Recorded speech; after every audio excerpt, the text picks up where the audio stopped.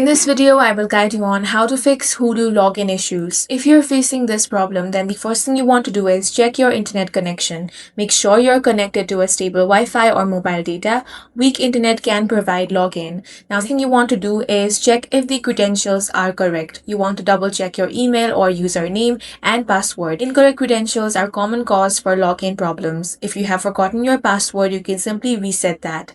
Next, you want to update the Hulu app. For that, over to Play Store or App Store. Then you want to search for Hulu.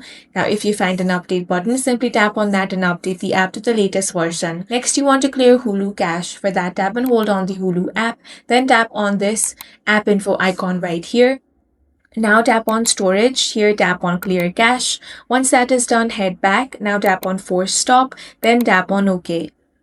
Now launch open Hulu and check if your issue is fixed. If not, you can simply reinstall the app. For that, tap and hold on Hulu, then tap on uninstall, then tap on OK.